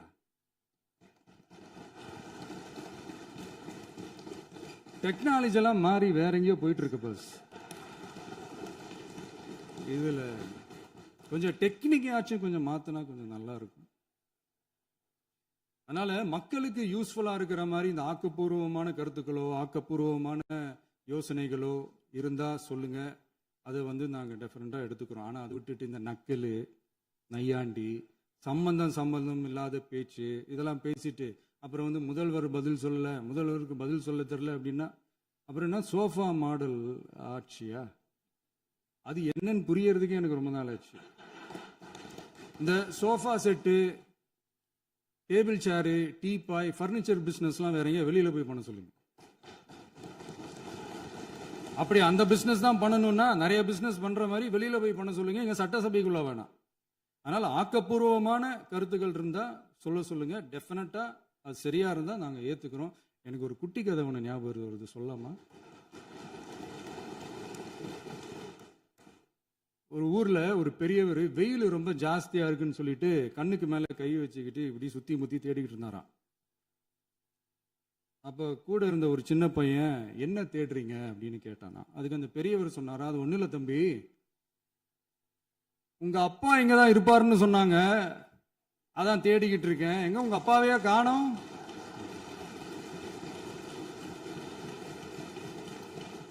இல்ல அந்த எங்களுக்கும் நக்கலா நையாண்டியா சம்பந்தம் இல்லாத குட்டி கதை இதெல்லாம் எங்களுக்கும் பேச தெரியும். அந்த கதையில பெரியவர் அப்படி சொன்னாராம், தப்பா எடுத்துக்காதீங்க. அந்த கதையில பெரியவர் அப்படி கேட்டாராம். அதனால யாரும் இங்க டென்ஷன் ஆக வேணாம். அதனால இன்னொரு இந்த என்னுடைய உரையை முடிக்கிறதுக்கு முன்னாடி போயிட்டாங்க, பேசலாமா? நிறைய உங்க கருத்துக்களை நீங்க முழுமையாக மன நிறைவோடு பேசலாம். டிவியில பார்ப்போம். சரி, அதான் 5 நிமிஷம் பேசுனதுக்கே கொளத்தூரி இந்த ஆட்டம் ஆடிச்சு. பேசுனா அப்புறம் என்ன பண்றது? கடைசியா நான் இந்த உரையை முடிக்கிறதுக்கு முன்னாடி ஒரு முக்கியமான ஒரு விஷயம் பத்தி சொல்லணும். ஆளுநர் உரை அன்னைக்கு இந்த தமிழ் தாய் வாழ்த்துக்கு அப்புறம் தேசிய கீதம் பாடினது தப்பு, தேசிய கீதம் 2 முறை பாடினது தப்பு, அப்படி ஒரு நிகழ்வு இதுக்கு முன்னாடி இந்த சட்டசபையில நடந்ததே கிடையாது, அந்த மரபே மாத்திட்டீங்க, இப்படி ஒரு பெரிய ஒரு போர் மாதிரி எதிர்கட்சியை சார்ந்தவங்கலாம் சொன்னாங்க இல்லையா? அந்த மாநில உரிமை போராளிகளை, அந்த மரபு காக்கிற உரிமை போராளிகளை ஒரே ஒரு கேள்விதான் கேட்கணும். 2021 ஆகஸ்ட் 2 ஞாபகம் இருக்கா? Centenary celebration of Tamil Nadu legislature. அந்த ஃபங்க்ஷன்ல நம்ம முன்னாள் முதலமைச்சர் கருணாநிதி அவர்களோட கலைஞர் அவர்களுடைய கலைஞர் அவர்களுடைய புகைப்படத்தை மாண்புமிகு குடியரசுத் தலைவர் திறந்து வைக்கிற ஒரு ஃபங்க்ஷன். அந்த ஃபங்க்ஷன்ல national anthem followed by Tamil Thai Vazhthu அப்படின்னு அறிவிச்சது ஞாபகம் இருக்கா? அதாவது தேசிய கீதத்துக்கு அப்புறமா இரண்டாவது முறையா, நோட் திஸ் பாயிண்ட் மாண்புமிகு பேரவைத் தலைவர் அவர்களே, ப்ளீஸ் நோட் திஸ் பாயிண்ட். தேசிய கீதத்துக்கு அப்புறம் இரண்டாவது முறையாக தமிழ் தாய் வாழ்த்து பாடப்படும் அப்படின்னு சொன்னது ஞாபகம் இருக்கா? அதுவும் முத்தமிழ் அறிஞர் அப்படின்னு சொல்ற நம்ம கலைஞர் அவர்களுடைய அந்த புகைப்படம் வெளியிட்டு விழாவில் அவர் இருந்த இதே சபையில தமிழ இரண்டாவது இடத்துக்கு தள்ளினது யாருன்னு ஞாபகம் இருக்கா? அது மட்டும் இல்ல, அந்த தேசிய கீதத்தை நாட்டுப்பண் நேஷனல் ஆந்தம்னு சொல்லி அதே ஃபங்க்ஷன்ல கடைசியா ஃபங்க்ஷன் முடியும் போது செகண்ட் டைம் தேசிய கீதம் பாடினதும் ஞாபகம் இருக்கா? இதே அவையில் தான், அது அவை குறிப்பிலும் இருக்கிறது, இதே அவையில் தான் நடைபெற்றது. இந்த தக்க நேரத்தில் இந்த ஆதாரங்களை அளித்த மாண்பு முதல் அவர்களுக்கு நன்றியை தெரிவித்துக் கொள்கிறேன். டவுட் இருந்தா இந்த புக்கை பார்த்து தெரிஞ்சுக்கலாம். அதனால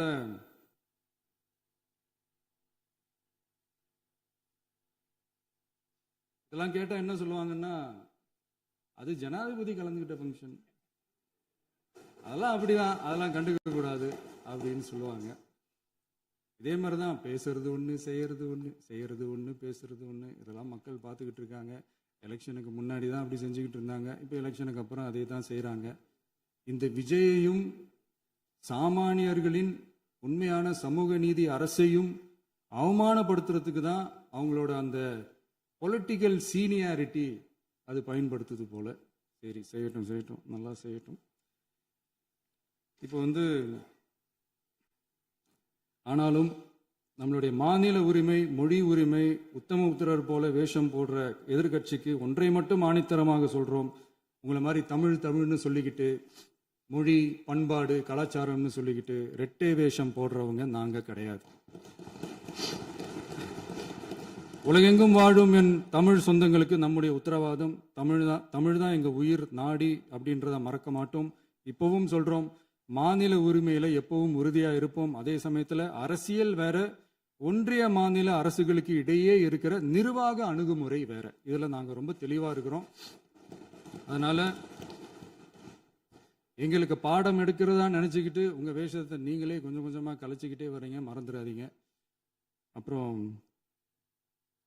நேத்து எதிர்கட்சி தலைவர், மாண்புமிகு எதிர்கட்சி தலைவர் பேசும்போது நிறைய பேசினாங்க. அதுல ஒண்ணு மட்டும், அரசு சொல்றதா நினைச்சுக்கிட்டு நம்மளை இன்டைரக்டா ஈவில் அப்படின்ற அந்த வார்த்தையை யூஸ் பண்ணாங்க. எனக்கு ஒண்ணு தான் சொல்லணும்னு தோணுது. ஈவில்ஸ்னு டெவில்ஸ் பேசக்கூடாது.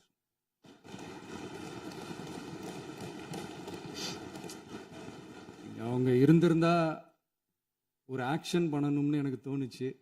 எல்லாரும் போயிட்டாங்க. பர்மிஷன் பண்ணலாமா? இப்பவும் பண்ணலாம், ஒன்றும் தப்பு இல்லை.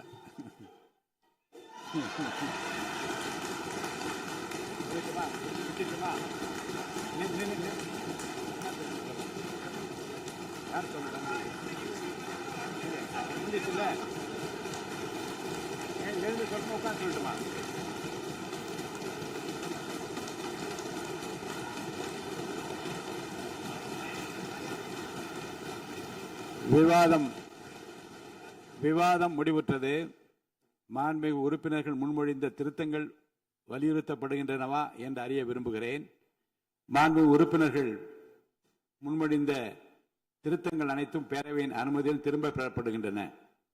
2026 ஆண்டு ஜூன் திங்கள் 18ஆம் நாளன்று சட்டமன்ற பேரவைக்கு மாண்புமிகு ஆளுநர் அவர்கள் ஓந்தளித்த பெருரைக்கு தமிழ்நாடு சட்டமன்ற பேரவை உறுப்பினர்கள் பெரிதும் நன்றி உடையவர்களாவர் என்று மாண்புமிகு பேரவை துணைத் தலைவர் திரு மு ரவிசங்கர் அவர்களால் 19/6/2026 நாளன்று முன்மொழியப்பட்ட தீர்மானம் பேரவையின் முடிவுக்கு விடப்படுகிறது.